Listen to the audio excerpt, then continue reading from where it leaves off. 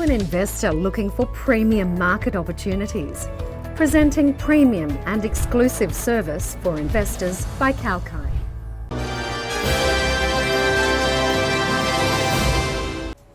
Hello and welcome to Kalkine's Breaking News. At its meeting today, the Reserve Bank of Australia decided to increase the cash rate target by 25 basis points to 4.1%. RBA Governor Philip Lowe says that inflation in Australia has passed its peak, but at 7% is too high, and it'll be some time yet before it's back in the target range. This further increase in interest rates is to provide greater confidence that inflation will return to target within a reasonable time frame.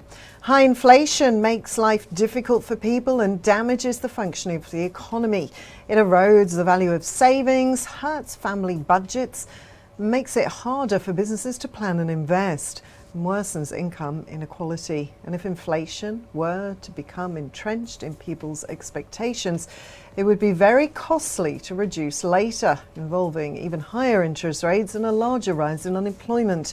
Recent data indicates that the upside risks to the inflation outlook have increased, and the board has responded to this. While goods price inflation is slowing, services price inflation is still very high and proving to be persistent overseas.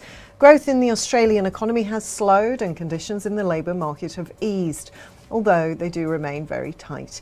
The unemployment rate increased slightly to 3.7% in April, and employment growth has moderated. Companies report that labour shortages have eased, although job vacancies and ads are still at very high levels. Wages growth has picked up in response to the tight labour market and high inflation. Growth in public sector wages is expected to pick up further, and the annual increase in award wages was higher than it was last year. The board is still looking to keep the economy on an even keel as inflation returns to the 2 to 3% target range. But the path to achieving a soft landing remains a narrow one. A significant source of uncertainty continues to be the outlook for household consumption. The combination of higher interest rates and cost of living pressures is leading to substantial slowing in household spending. House prices are rising again, and some houses have substantial savings buffers, although others are experiencing a painful squeeze on their finances.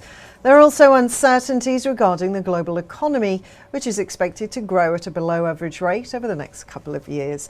Some further tightening of monetary policy may be required to ensure that inflation returns to target in a reasonable time frame.